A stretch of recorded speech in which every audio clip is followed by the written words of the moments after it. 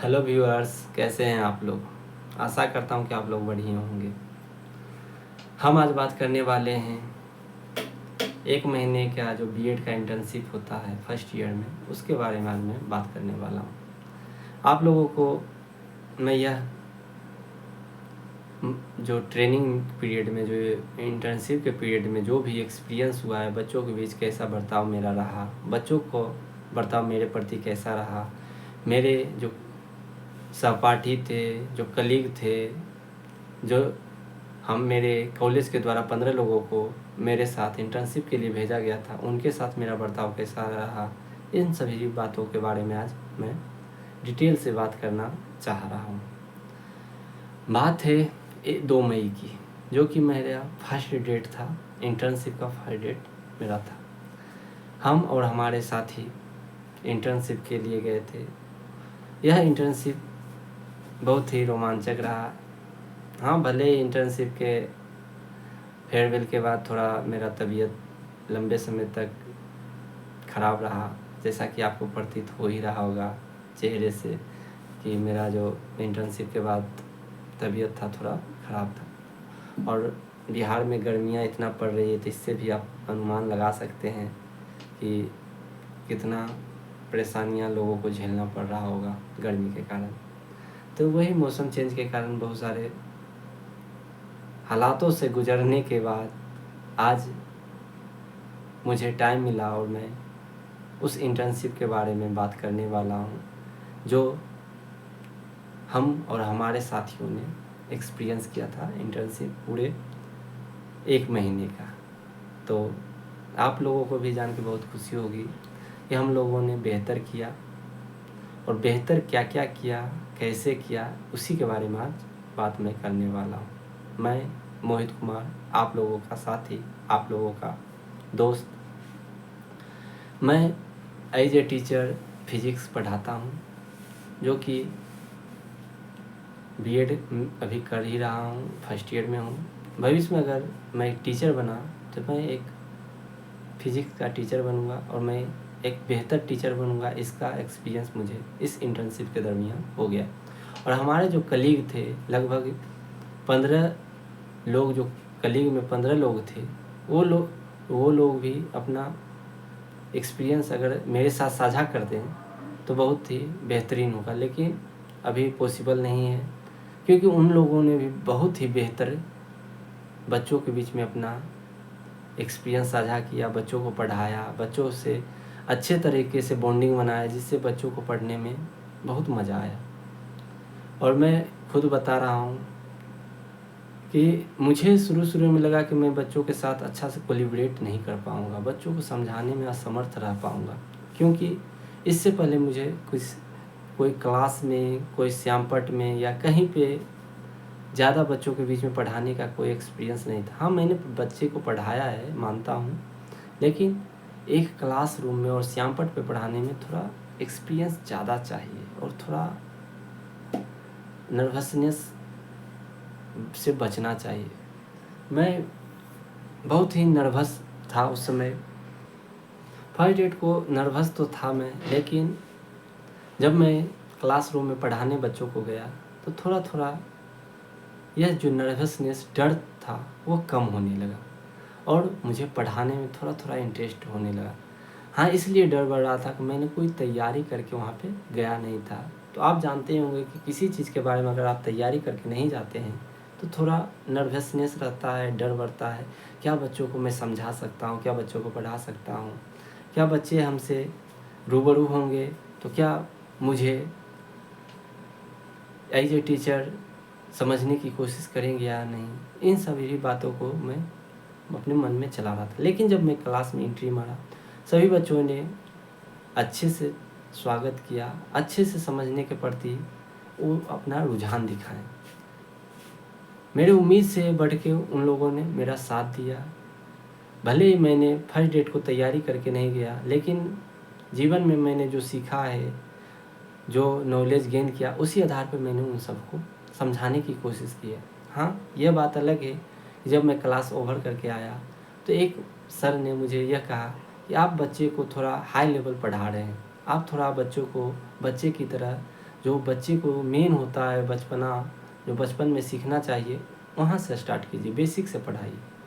तो मैंने उस कंडीशन को अपनाया, सर की बातों को समझने की कोशिश की। मैंने फिर से अगले क्लास में जब भी गया तो थोड़ा तैयारी करके गया कि बच्चों को किस बेसिस से पढ़ाना चाहिए, बेसिक में क्या होना चाहिए, क्या पढ़ाना चाहिए, ये सारी बातें मैंने तैयारी करके अगले क्लास में गया। और उम्मीद है कि मेरे जितने भी कलीग थे उन्होंने भी इसी तरीके से तैयारी की होगी।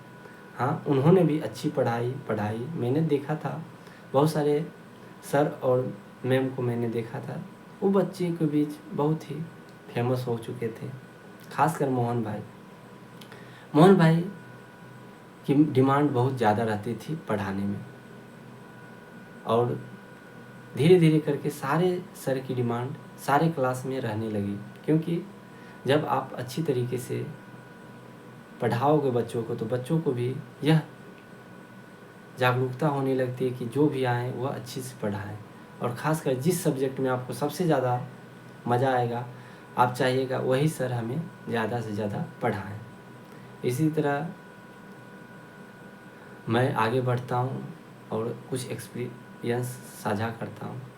हमारे जो कलीग थे उसमें सभी लोग एक दूसरे को बहुत ही बेहतरीन तरीके से मदद करते थे और एक दूसरे का साथ देते थे कि आप बेहतर तरीके से पढ़ाई करवा सकते हैं बच्चों को।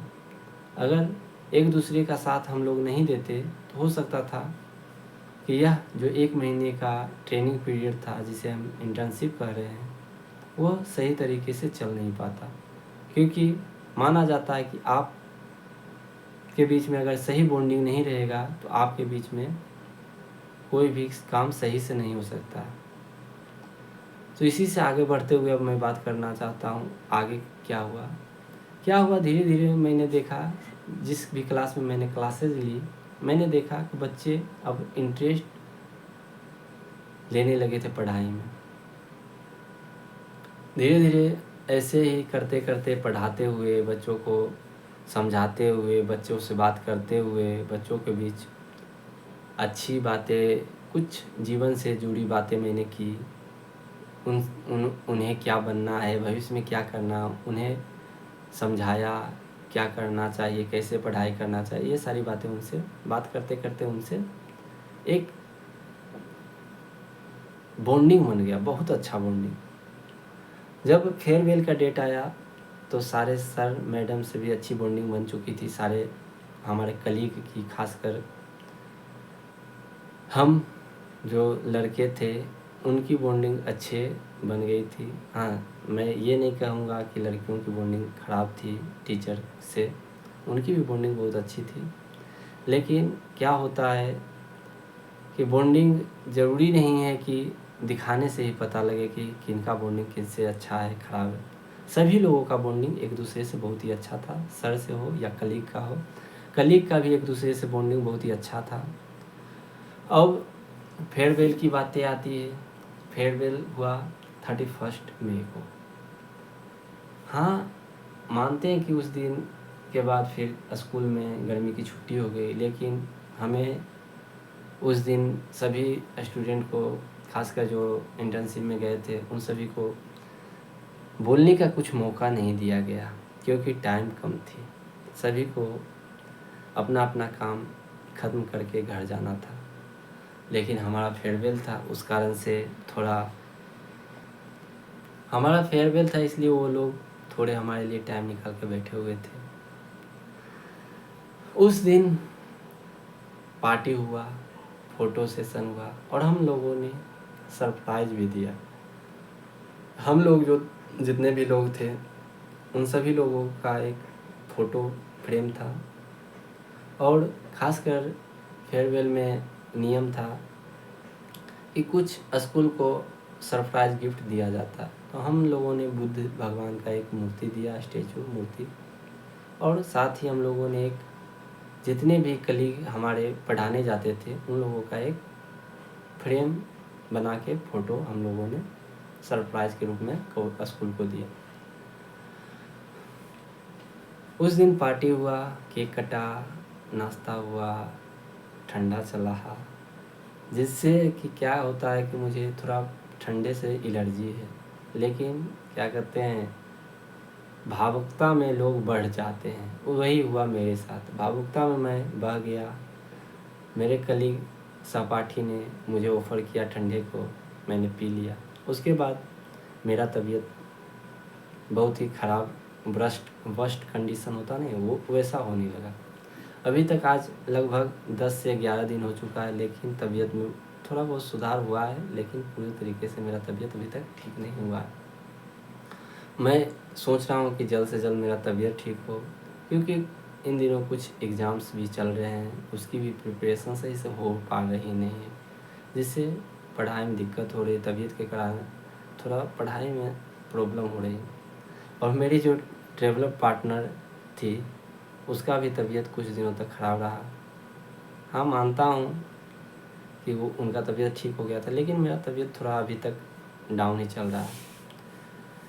एक्सपीरियंस यही रहा बच्चों के बीच में कि आप कभी टीचर बन के देखिए, आपको लगेगा कि आप अपने बचपने में आ गए हैं, और आप अपने बचपने को फिर से उसी दौर से शुरू करिएगा जिस दौर में आप थे। आपको अपने जीवन में जो भी किए थे, जिस तरह के स्टूडेंट थे, उस तरह के स्टूडेंट आपको देखने के लिए मिलेंगे। और क्या मैं बोल सकता हूँ। आप अपने बचपने को देख सकते हैं, आप 6 में कैसे थे, 8 में कैसे थे, 9 में कैसे थे, 10 में कैसे थे, उस तरह के स्टूडेंट आपको देखने के लिए मिलेंगे। और इससे ज़्यादा मैं क्या कर सकता हूँ। इसी के साथ मैं आपसे विदाई लेता हूँ। आप मेरे वीडियो को लाइक करें, सब्सक्राइब करें चैनल को, और मुझे अपने एक्सपीरियंस के बारे में बताएं। अगर आपने भी टीचर ट्रेनिंग किया है तो आप अपने एक्सपीरियंस को शेयर करें, मैसेज के थ्रू या वीडियो बना कर मुझे शेयर कर सकते हैं। धन्यवाद। आप लोगों का दिन शुभ हो। इसी के साथ मैं विदाई लेता हूँ। धन्यवाद।